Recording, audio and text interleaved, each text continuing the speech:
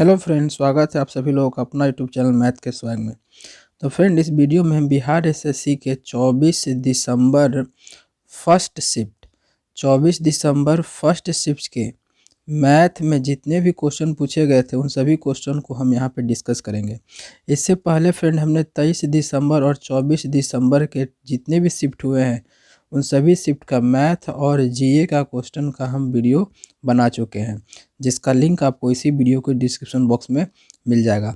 तो वीडियो शुरू करने से पहले अगर आप हमारे चैनल पर नए हैं तो प्लीज़ हमारे चैनल को सब्सक्राइब कर लें ताकि इससे रिलेटेड जितना भी वीडियो हो आप तक पहुंच सके। तो चलिए फ्रेंड, अपना वीडियो हम शुरू करते हैं। तो आज सबसे पहला क्वेश्चन यहाँ दिया हुआ था कि 0.0√4 प्लस ये रूट सारा पे इस तरह से था दिया हुआ, ठीक है ना। यानी कि 0.04 प्लस रूट अंडर 0.0025 और इस तरह से सारा पे रूट था और जिसका आपको वैल्यू पूछ रहा था, ठीक है। तो फिर यहाँ सबसे पहले हम इसको सॉल्व करेंगे। तो ये 0.0025 का जो हमारा वैल्यू आएगा इसका क्या आ जाएगा 0.05, ठीक है, प्लस 0.04 और सारा का रूट। तो जब इन दोनों को हम ऐड करेंगे तो हमारा क्या आ जाएगा 0.09 और इसका रूट। तो ये किसका होता है फ्रेंड 0.3 का। तो हमारा आंसर निकल के आ गया जिसका क्या होगा इसका वैल्यू 0.3। नेक्स्ट क्वेश्चन की ओर चलते हैं, जहाँ पर कह रहा है आपको कि अगर एक आयत की लंबाई और चौड़ाई क्रमशः 40% और 30% बढ़ा दी जाए तो प्राप्त आयत का क्षेत्रफल मूल आयत के क्षेत्रफल से कितना प्रतिशत ज़्यादा होगा। तो फिर यहाँ पे कह रहा है कि लंबाई को 40% बढ़ा दिया गया है। 40% कहने का मतलब है कि 4/10 यानी कि 2 2 जा 5 2 यानी कि बढ़ा दिया है, यानी कि 5 से 7 किया है, ठीक है। 30% चौड़ाई बढ़ा दिया। 30% कहने का मतलब 3/10 यानी कि 10 से 13। अब क्या करेंगे मल्टीप्लाई कर देंगे। तो 10 पचे कितना हो गया 50 और 13 सते कितना हो गया 91, ठीक है। कितना बढ़ा फ्रेंड देख लीजिए आप, 41 बढ़ा है। किस रिस्पेक्ट में, इस 50 के रिस्पेक्ट में गुना 100, 50 दूनी का 100, ठीक है। तो आ गया 2 और 4 2 8 यानी कि 82% क्या होगा उसका क्षेत्रफल बढ़ जाएगा मूल आयत के क्षेत्रफल से। उम्मीद है फ्रेंड आप लोग को समझ में आ रहा होगा। तो चलिए अपने नेक्स्ट क्वेश्चन में चलते हैं, जहाँ पे बोल रहा है कि कितने समय में कोई राशि, ये फ्रेंड 6.2/3% है, ठीक है ना। ये रेट आपको दिया हुआ है। तो प्रतिवर्ष आधार ब्याज की दर से 2 गुनी हो जाएगी। तो फ्रेंड आप जान लीजिए जब भी 2 गुनी का है तो एक फॉर्मूला होता है, ये आप याद रखिएगा, n-1, ठीक है ना, इंटू 100 और बाई हो जाता है आपका रेट या फिर टाइम। मतलब जो भी कहे निकालने के लिए आपको ना, तो ये आप कर सकते हैं। तो जैसे कि इस क्वेश्चन में हमारा रेट दे दिया है तो हम रेट रखेंगे, टाइम नहीं रखेंगे। जिस क्वेश्चन में टाइम दे देगा उस क्वेश्चन में टाइम रखेंगे, रेट नहीं रखेंगे, ठीक है। तो चलिए, तो कितने वर्ष में बोल रहा है, तो साधारण ब्याज 2 गुना कर रहा है, तो n का वैल्यू कितना कर रहा है 2 गुना कर रहा है। तो 2 - 1 इंटू 100 और यहाँ रेट दे दिया है, कितना परसेंट दिया है 6 × 18 और 2 20 यानी कि 20/3। तो ये कितना निकल के आ गया फ्रेंड 1 हो गया। 1 गुना 100 करेंगे तो 100 हो गया, 3 ऊपर चला जाएगा तो गुना 3 और बाई 20। तो 20 × 5 = 100 यानी कि 15 साल में वो क्या हो जाएगा 2 गुना हो जाएगा। तो ये फ्रेंड ये फॉर्मूला याद रखिएगा कि जितना टाइम्स बोले उसमें से आपको घटा देना है 1। जितना भी टाइम्स बोले, अगर 4 टाइम्स का रहा है तो ये वैल्यू कितना हो जाएगा 3 हो जाएगा। अगर 5 टाइम्स बोल रहा है तो 4 हो जाएगा। मतलब कि जितना टाइम्स बोले उसमें से 1 घटा देंगे और गुना 100 कर देंगे। और अगर रेट दिया है तो यहाँ रेट रखेंगे, टाइम निकल जाएगा। अगर टाइम दिया है तो यहाँ टाइम रखेंगे, रेट निकल जाएगा। उम्मीद है फ्रेंड आप लोग को समझ में आ रहा होगा। तो नेक्स्ट क्वेश्चन हमारा क्या कह रहा है कि एक विद्यालय में 820 विद्यार्थी में लड़कों और लड़कियों की संख्या का अनुपात 3:2 है, ठीक है। यानी कि बॉयज और गर्ल का कितना है 3:2। अनुपात 1:1 बनाने के लिए, है ना। अब अनुपात कितना बनाना है, इसको 1:1 बनाना है, बॉयज गर्ल दोनों का 1:1 बनाना है, ठीक है। कितनी और लड़कियों को शामिल करना होगा, यानी कि इसमें क्या होगा कि गर्ल को ऐड कर रहा है, लड़कियों को कितना शामिल करना हो, यानी कि गर्ल्स में कुछ ऐड कर रहा है, क्या कर रहा है हमको पता नहीं है। लेकिन फिर हम देखिएगा तो बॉयज़ की संख्या तो सेम है, बॉयज़ में तो कुछ नहीं कर रहा है, ऐड किस में कर रहा है, गर्ल्स में कर रहा है। तो बॉयज़ अगर यहाँ 3 है तो यहाँ भी क्या होना चाहिए, 3 होना चाहिए। तो 3 से मल्टीप्लाई कर देंगे तो इधर भी 3 से मल्टीप्लाई हो जाएगा, ठीक है। तो 2 और अब कितना हो गया, 3। तो चेंज कितने का हो रहा है फ्रेंड, 1 का चेंज हो रहा है, यही हमारा आंसर होगा, ठीक है। तो 1 रेशियो, तो हमारा ये जो 3 और 2 दोनों को जोड़ेंगे तो 5, ये 5 किसके इक्वल है आपका, 820 का, क्योंकि टोटल पहले बोला हुआ था कि 820 है, ठीक है ना। तो यहाँ से जब 1 रेशियो हम निकालेंगे तो हमारा कितना हो जाएगा, 5 दूनी का 10, तो 2 दूनी का 4, 8 दूनी का 16, 164। और यही 1 रेशियो उसमें नई लड़की आई हैं तो वो कितना हो जाएगा, 164 हमारा क्या होगा, आंसर होगा। उम्मीद है फ्रेंड आप लोग को समझ में आ रहा होगा।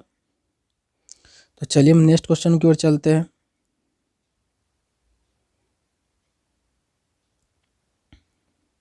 जहां आपको ये बोल रहा है कि किसी वस्तु का क्रय मूल्य तथा विक्रय मूल्य का अंतर 360 रुपये है, ठीक है। यदि लाभ 25% हो तो विक्रय मूल्य क्या होगा। तो 25 लाभ परसेंट है, 25% है, तो 25% कहने का मतलब 1/4, ठीक है। जिसमें से ये क्या है आपका, ये जो है ये प्रॉफिट है, ठीक है। और ये क्या है आपका सीपी है। तो फ्रेंड सेलिंग प्राइस बता दीजिए क्या होगा, 5 होगा। और क्रय मूल्य और विक्रय मूल्य का अंतर कितना दिया है, 360, यानी कि 4 और 5 के अंदर कितना हो गया, 1। तो 1 किसके इक्वल है, 360 के। तो क्या पूछ रहा है आपसे, विक्रय मूल्य। तो विक्रय मूल्य कितना था, 5 रेशियो, तो इसी में 5 से गुना कर दीजिए। तो 0, 5 6 30, 5 6 15 18, 1800 क्या हो जाएगा हमारा फ्रेंड, आंसर हो जाएगा। ये आ जाएगा सेलिंग प्राइस।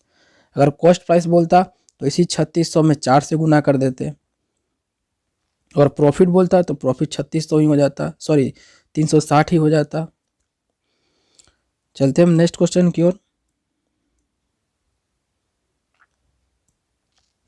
जहां बोल रहा है आपको कि जब एक राशि 24 लड़कों में बराबर बांटी जाती है तो प्रत्येक को उस राशि से 120 रुपये अधिक मिलता है, जो कि उस समान राशि को 32 लड़कों में बराबर बांटने से प्राप्त होता है। कुल राशि ज्ञात करें। तो फ्रेंड मान लेते हैं कुल राशि क्या थी, x थी, ठीक। 24 लड़कों में बांटा गया है, ठीक है। और बोला गया है कि तो प्रत्येक उस राशि से 120 रुपये अधिक मिलता है, ठीक है, जो कि उस समान राशि को 32 लड़कों में बराबर बांटने से प्राप्त होता है, ठीक है। तो 32 लड़कों में बांट दिया गया है। तो कह रहा है कि अगर इतना में बांटता तो 32 वाले बांटने में से क्या मिलता है, 120 रुपया उसको ज़्यादा मिलता है, ठीक है। बस यही इक्वेशन करना, फिर आप सॉल्व कर लीजिए। जब इसको इधर लेके आएंगे तो x/24 और माइनस x/32 इक्वल टू 120, ठीक है। तो ये जब 32, ये 32 और 24 तो कितना चला, कितना बच गया फिर मेरा, 8x इक्वल टू 24 गुना 32 इक्वल टू 120। सीधे काट सकते हैं आप, 8 तिया के 24, उसके बाद क्या करना है, इस 3 को 32 से मल्टीप्लाई कर देंगे और फिर ये इधर मल्टीप्लाई चला जाएगा। यानी कि अब देखिएगा तो x इक्वल टू हमारा आ जाएगा 120 गुना 3 दूनी का 6, 3 तिया के 9, यानी कि 96। तो इससे गुना करेंगे तो 12 6 72 के 2 हाथ में रहा 7, 12 नमा 108, 108 और 7 हो गया आपका 115 और 0। तो फ्रेंड ये हमारा क्या होगा, कुल राशि थी 11,520। उम्मीद है फ्रेंड आप लोगों को समझ में आ रहा होगा। चलिए थे हम नेक्स्ट क्वेश्चन की ओर, जहां पर आपको यह बोल रहा है कि 15, 45, 20, 50, 60, 75 के अंत में कितने शून्य होंगे। तो फ्रेंड शून्य बनता किससे है, पहले ये जानना जरूरी। तो शून्य जो है 2 और 5 का मल्टीप्लाई करने पे ही बनता है, ठीक है। 2 और 5 जब मल्टीप्लाई करते हैं ना तो ही शून्य बनता है, क्योंकि इनका 10 आता है और सारा मल्टीप्लाई में है। तो हमें इसमें क्या देखना है, हमें इसमें देखना है कितना 2 है और कितना 5 है, ठीक है। तो जब हम 15 में देखते हैं तो 15 में क्या होता है, 5 × 3 होता है, ठीक है। 45 में देखते हैं तो क्या होता है हमारा 5 इंटू 3 का स्क्वायर, ठीक है ना, 9 5 45। 20 में हम देखते हैं तो 5 इंटू 2 के पावर 2। जब हम 50 का देखते हैं तो 5 का स्क्वायर इंटू 2 हो जाएगा। जब हम 60 का देखते हैं तो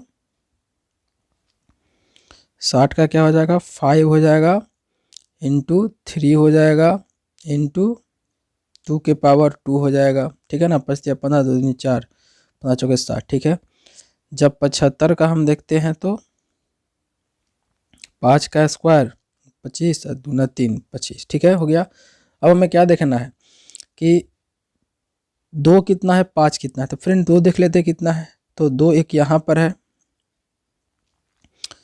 और एक यहाँ है और एक यहाँ है, ठीक है। तो 2 2 4 1 5 यानी कि 2 के पावर 5 है, ठीक है। और गुना हम 5 देख लेते हैं तो 1 2 3 3 2 5 5 4 1 6 6 2 8 यानी 5 के पावर 8। तो फ्रेंड जाहिर सी बात है 10 बनने के लिए हमें 2 और 5 चाहिए, तो मिनिमम कितना चाहिए, तो 5 है यही वाला, यानी कि 5 0 इनसे मल्टीप्लाई करने से आएगा। चलते हम नेक्स्ट क्वेश्चन की ओर,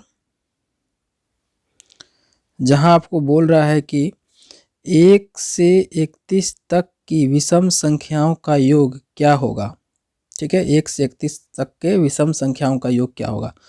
तो फ्रेंड एक जान लीजिए कि जो विषम संख्या का जो योग होता है ना, जैसे कि 1 3 5 7, तो इन सभी का जो योग होता है ना वो होता है एन स्क्वायर। एन क्या है, एन नंबर ऑफ टर्म है, कितना टर्म है वो होता है, ठीक है। उसी तरीके से सम होता है 2 4 6 8, ठीक है ना। इसका सम का फॉर्मूला क्या होता है n इंटू एन प्लस 1 होता है, ठीक है। ये सम का फॉर्मूला हुआ। तो 1 से 31 के बीच विषम संख्या, तो पहले हमको, क्योंकि हम ये फॉर्मूला लगाएंगे यहाँ पर विषम वाला, तो एन स्क्वायर होता है, एन क्या है नंबर ऑफ टर्म है, तो पहले हमें 1 से 31 के बीच कितना टर्म है वो निकालना पड़ेगा, ठीक है ना। यानी कि 1 3 5 7 इस तरीके से 31 जाएगा। तो हमें निकालना है कितना टर्म है, अगर हमारा टर्म निकल गया तो उसी का स्क्वायर कर देंगे, वही हमारा आंसर होगा, ठीक है।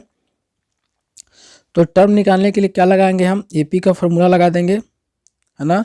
तो जहाँ पर 31 इक्वल हो जाएगा ए यानी first plus n minus 1 into D, D कितना कॉमन डिफरेंस 2 है, ठीक है। तो 31 में से 1 चला गया तो 30 और फिर डिवाइड मार दिए तो 15 इक्वल टू n माइनस 1, तो n कितना आ गया हमारा 16। तो सम निकालना है तो n का स्क्वायर कर दीजिए, यानी कि 16 का स्क्वायर 256।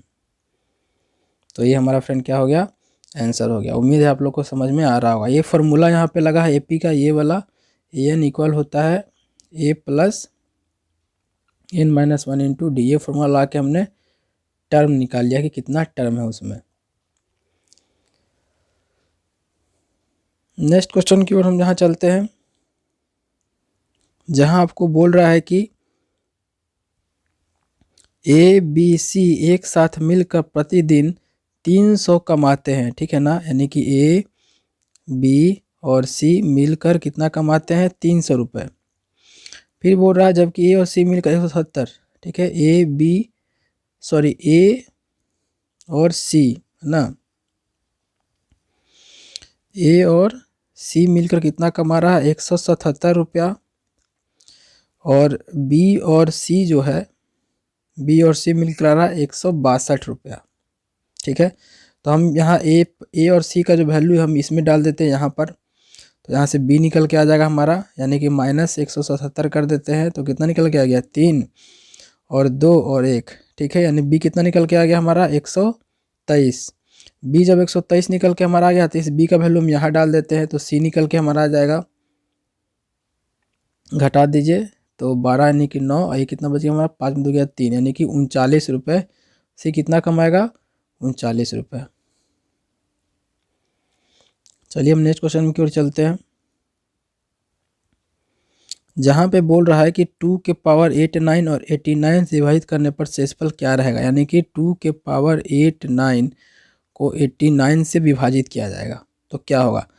तो फ्रेंड इसको हम इस तरह से लिख सकते हैं 2 के पावर 88 इंटू 2 और बाई 89, ठीक है लिख सकते हैं, क्योंकि 88 में जोड़ेंगे तो क्या हो जाएगा 89 आ जाएगा। और इसका रिमाइंडर क्या होता है फ्रेंड 1 होता है, तो 1 इंटू 2 क्या हो गया 2 डायरेक्ट आंसर, ठीक है। रिमाइंडर थ्योरम के अनुसार फ्रेंड ये होता है कि यदि a के पावर p-1 हो और नीचे p हो तो इसका जो रिमाइंडर होता है वो हमेशा क्या होता है 2 होता है। तो ठीक उसी तरीके से यहाँ वाला चीज़ यहाँ से क्या हो एक कम हो, तो देखिए 89 था तो यहाँ एक कम कर दिए, हम सेट कर दिए फॉर्मूला पे इसके अनुसार, है ना, और फिर हमारा निकल कर आ गया। तो इस चीज़ को याद रखिए फ्रेंड, आगे काम देगा आपको। तो चलिए हम नेक्स्ट क्वेश्चन की ओर चलते हैं,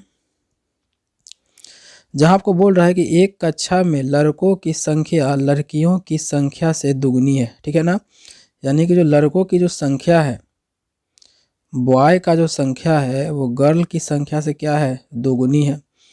तो बॉयज 2 तो गर्ल 1।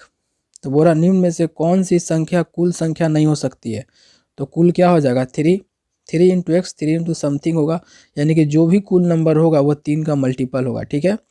तो 42 3 का मल्टीपल है, 47 नहीं है, यही हमारा आंसर हो गया, ठीक है ना।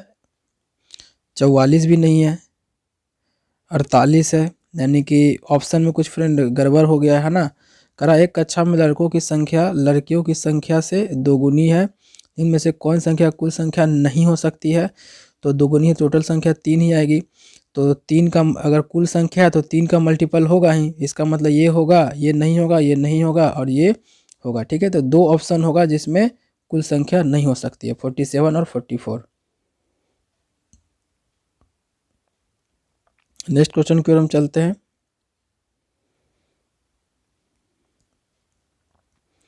जहाँ बोल रहा है 4 साल के अंतराल पर जन्मे 4 बच्चे की आयु का योग 60 साल है, सबसे छोटे बच्चे की आयु क्या है।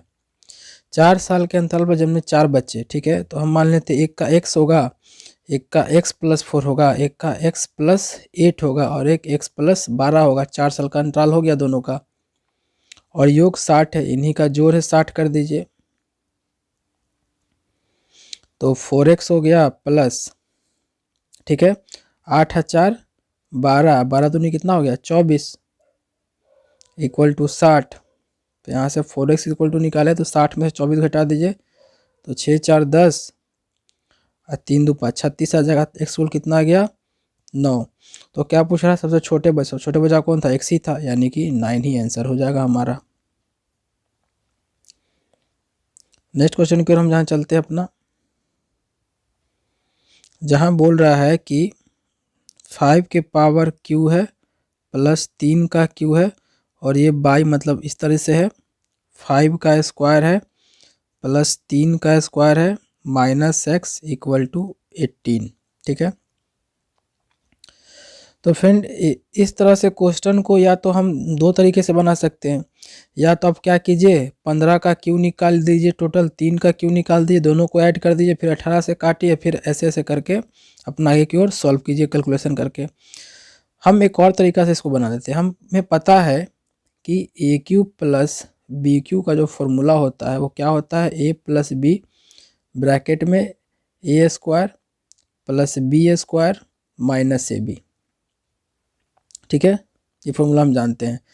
तो फिर हम देखें कि यहाँ पर 15 क्यू यानी ए क्यू है, तो अगर हम ये नीचे ले आए, ठीक है, ये वाला पार्ट कहाँ ले आए हम इधर ले आए नीचे में, तो आप देखिएगा तो ये सेम पार्ट यहाँ पे आपको दिख रहा होगा ये वाला, ठीक है।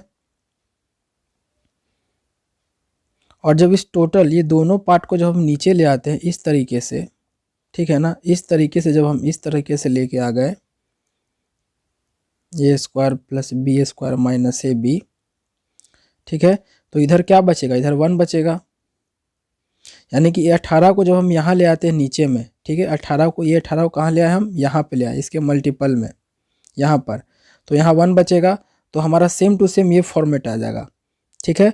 और देखिए 15 + 3 ए प्लस बी होता है, यहाँ 15 3 को जोड़ेंगे तो 18 आ भी रहा है। इसका मतलब यहाँ पर -1 के साथ क्या होगा फ्रेंड, तो दिख रहा है यहाँ पे ए बी है, ए इंटू बी यानी x क्या होगा ए इंटू बी, यानी कि 15 इंटू 3 यानी कितना हो गया 45, डायरेक्ट आ गया फ्रेंड। तो हल्का सा दिमाग लगाना है और इस फार्मूला पे लेके आ जाना है, आपको आराम से बन सकते हैं। नहीं तो फिर वही कीजिए, आप 15 का क्यू निकालिए, 3 का क्यू निकालिए, फिर दोनों को ऐड करिए, फिर यहाँ से इस दोनों का निकालिए, फिर 18 से काटिए तो लेंदी चला जाएगा। तो इस अप्रोच से बनाते हैं तो बहुत जल्दी बन जाएगा। तो हम नेक्स्ट क्वेश्चन की ओर चलते हैं। कह रहा है कि किसी राशि का साधारण ब्याज मूलधन का 1/9 है, ठीक है ना। तो प्रिंसिपल हम मान लेते हैं कि 9x होगा, ठीक है। तो सिंपल इंटरेस्ट क्या हो जाएगा, उसका 1/9 यानी सिंपल इंटरेस्ट x हो जाएगा। वर्षों की संख्या वार्षिक प्रतिशत दर के बराबर है, ठीक है।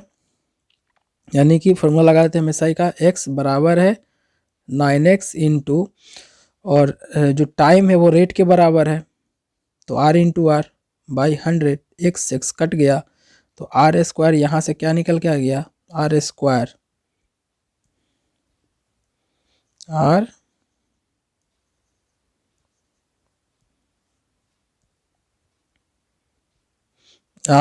यहाँ से फ्रेंड क्या निकल के आ गया, ये 100 दूर चला जाएगा, 100/9 यानी कि r इक्वल टू क्या हो गया 10/9%, ठीक है।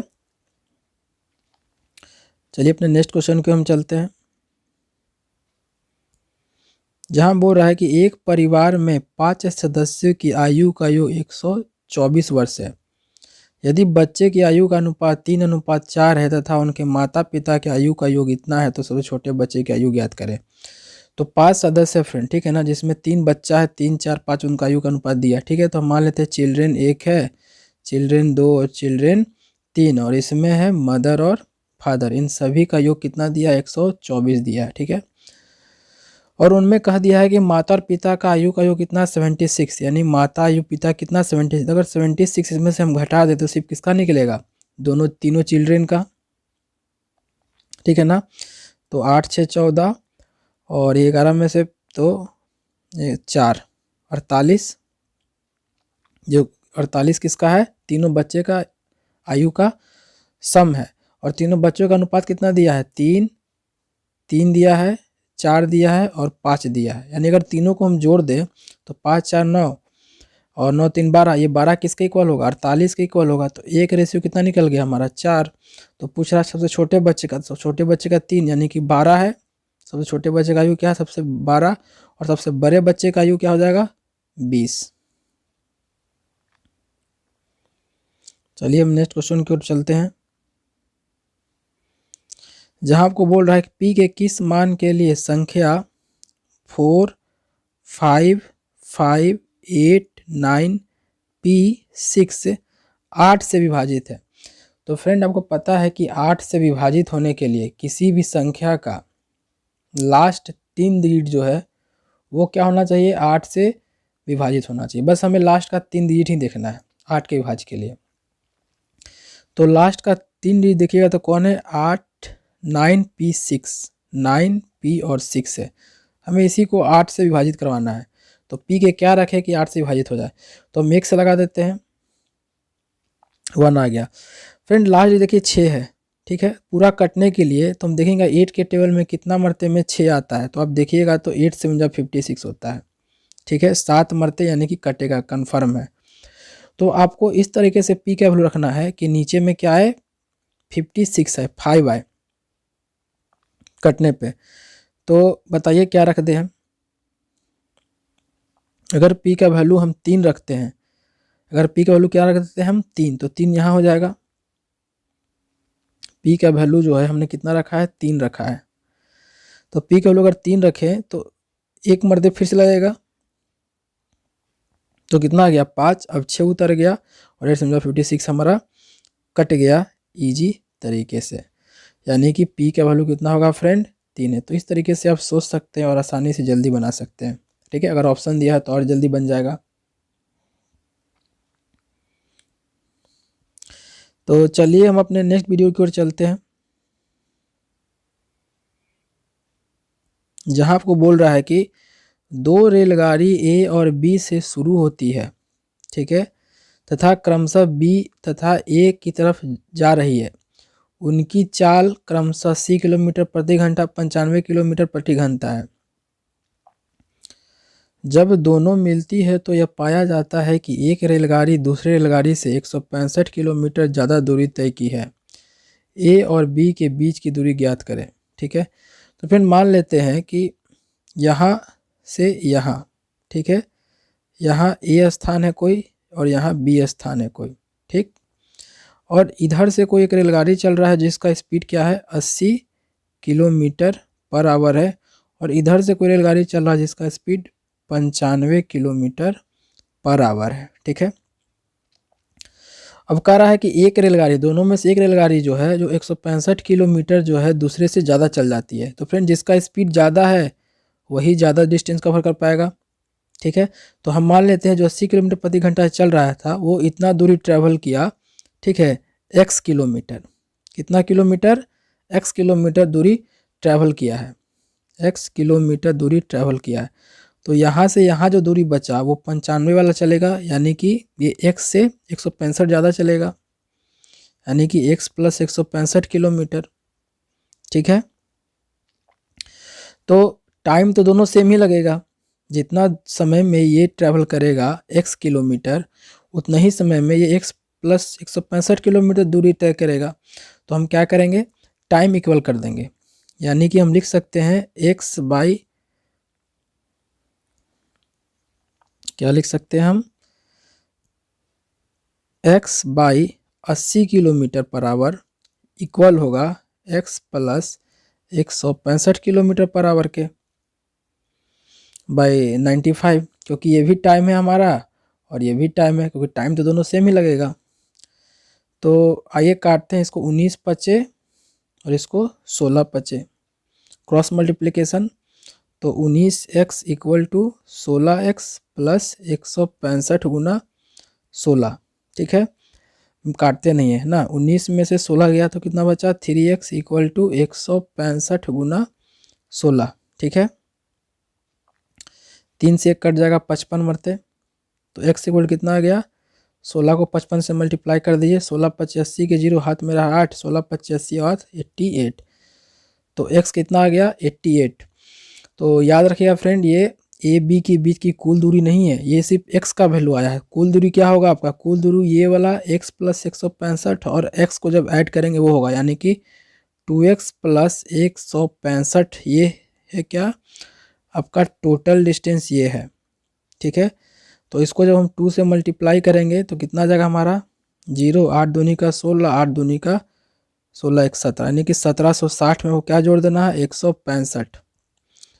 तो 5 6 6 कितना हो गया 12, 7 1 8 1 9 और 1, यानी कि 1925 किलोमीटर जो होगा ए और बी की बीच की दूरी है। उम्मीद है फ्रेंड आप लोग को समझ में आ गया होगा, हम बेहतरीन तरीक़ा से समझाने का कोशिश किए हैं। चलिए अब नेक्स्ट क्वेश्चन की ओर चलते हैं,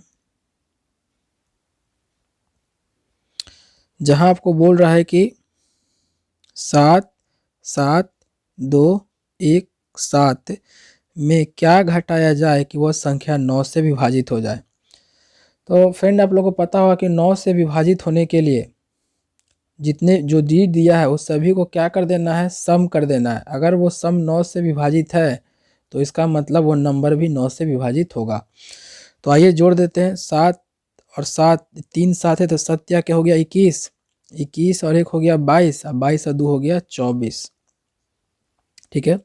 तो फ्रेंड याद रखिएगा हमें घटाना है, ठीक है ना, घटाने को बोल रहा है तो हम, तो 9 दूनी का 18, यानी कि 9 दूनी का 18, यानी कि अगर हम -6 कर दें तो ये कितना बन जाएगा 18 बन जाएगा, जो कि 9 से डिविजिबल है, यानी आंसर क्या आ जाएगा हमारा -6। 6 घटा देंगे तो ये क्या हो जाएगा 9 से डिविजिबल हो जाएगा।